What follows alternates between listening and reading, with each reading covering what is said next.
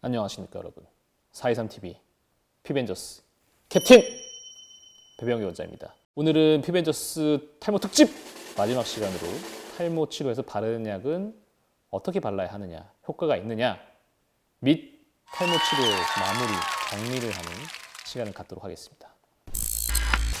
사실 탈모 바르는 약 치료는 이제 먹는 약, 바르는 약, 이제 뭐 시술, 그다음에 모발 이식 이렇게 네 가지 중에 가장 손쉽게 할 수 있는 사실 치료라고 생각이 되는데요. 사실 종류도 이렇게 이제 화장품이 아닌 약물은 사실 많지가 않죠. 마이녹실이 있고 그다음에 엘크라넬이 있는데 주로 이제 여성분들이 사실 먹는 약을 이제 먹기가 쉽지가 않고 여성 탈모가 굉장히 많음에도 불구하고 딱히 묘수가 없기 때문에 바르는 약을 많이 처방하는 것 같아요. 주로 어떻게 바르는 약을 처방하시는지.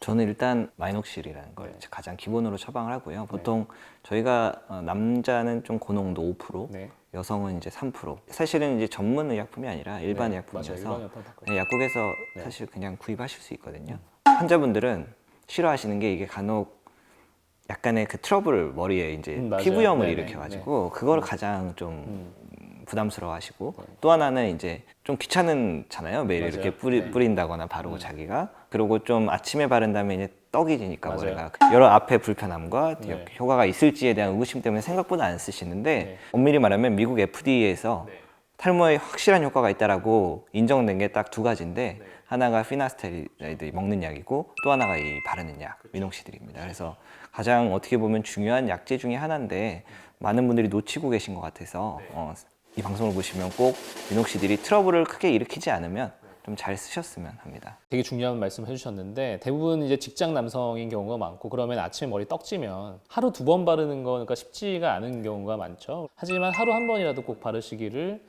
권장을 드리는 경우가 많고 여성분들도 마찬가지고. 그리고 이제 엘크라넬 같은 경우도 많이 처방을 하시나요? 사실 엘크라넬 같은 경우는 유럽에서 몇십 년 전부터 많이 사용되던 약이고 10년, 15년 전에 국내에 처음 도입될 때 국내 3상 임상 연구를 제가 직접 담당하고 엘크라넬 논문은 국내에서 아직까지 제가 쓴 논문 한 가지밖에 없는 걸로 알고 있습니다. 이게 이제 미국 FDA에서 허가를 아직 받지는 못했고 국내 시장에서는 아직 널리 알려져 있지는 않기 때문에 미녹시딜 성분에 비해서는 일단은 처방량은 많이 적은 걸로 알려져 있고 미녹시딜 성분 3% 내지 5%가 기본이 되겠고 엘크라넬을 병용을 해서 사용을 하실 수 있다는 게 장점이기 때문에 먹는 약을 사용을 하지 못하는 경우에는 바르는 약 한 가지로 부족하다 할 때는 엘크라넬 성분도 같이 사용을 해보실 수 있을 것 같습니다. 마이녹실은 원래 사실 이게 처음에는 혈압약을 통해서 이게 발모가 되는 부작용이 발견이 돼서 이게 마이녹실이라는 약으로 이제 바뀐 거지만 사실 저희가 정확히 마이녹실로 인해서 어떻게 털이 나는지 사실 아직 모르는 상태고 탈모에 대해서도 이제 연구가 더 많이 돼야 되겠지만 사실 바르는 약은 정말 딱 정답처럼 FDA 승인을 받은 마이녹실이 거의 정답이고 필수다. 그래서 먹는 약에 이제 피너스터라이드, 프로페시아처럼 필수이기 때문에 먹는 약, 바르는 약 이 두 가지는 저희가 이전 시간에 했던 시술의 기본 바탕이 되는 치료라고 볼 수가 있을 것 같습니다. 이렇게 이제 먹는 약, 바르는 약, 이제 시술, 기타 시술을 통해서 치료가 잘 되면 좋겠지만 이런 치료를 시작하기 전에 워낙 이제 많이 탈모가 진행이 돼 있으면 많은 분들이 이제 사실 모발 이식을 생각을 하시는데 그러면 이제 이렇게 생각하실 수가 있죠. 내가 모발 이식을 하면 정말 이제 탈모로부터 내가 해방이 되는 것이냐.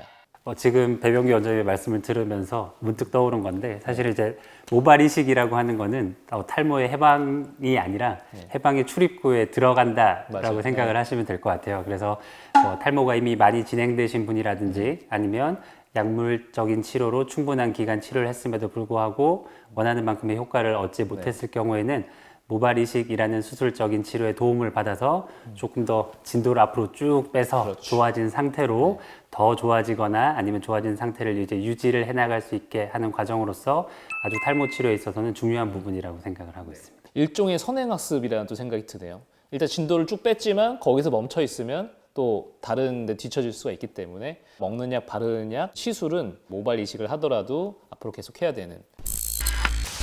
많은 분들이 궁금해하실 게 그러면 먹는 약, 바르는 약, 시술 평생 해야 되냐? 진짜 약을 먹는다면 매일 계속 먹어야 되느냐 이런 부분에 대해서 굉장히 궁금해하실 것 같아요. 저 같은 경우도 사실 이제 프로페시아 약을 매일 먹다가 뭐 이틀에 한 번 먹고 사실 이런 식으로 하긴 했거든요. 그래서 그럴 때 이제 약을 끊으면 어떻게 되냐고 어떻게 설명을 해주시나요, 김재홍 원장님 보통? 저는 이제 김재홍이기 때문에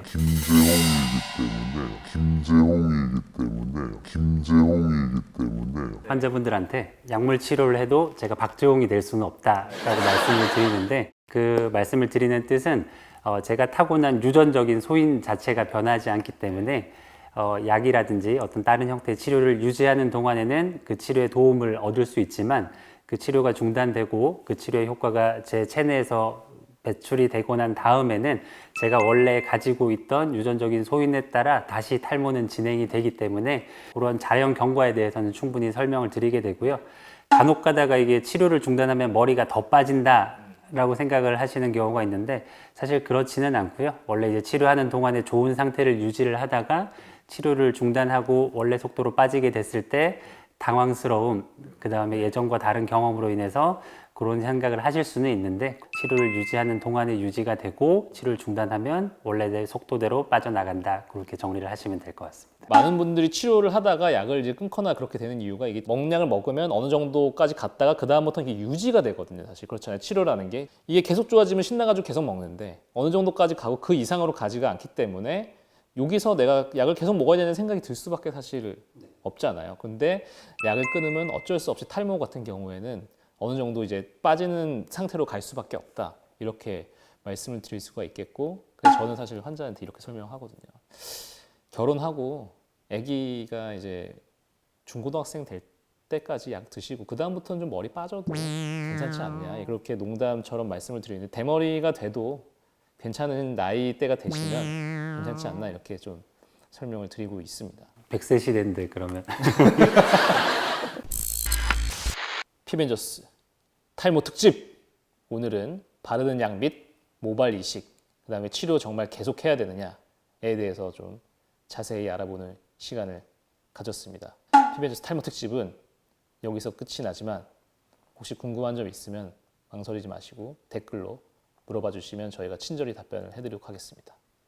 여기까지 423TV 피벤저스 캡틴 배병겸장이었습니다. 많은 구독과 좋아요 부탁드립니다. 감사합니다.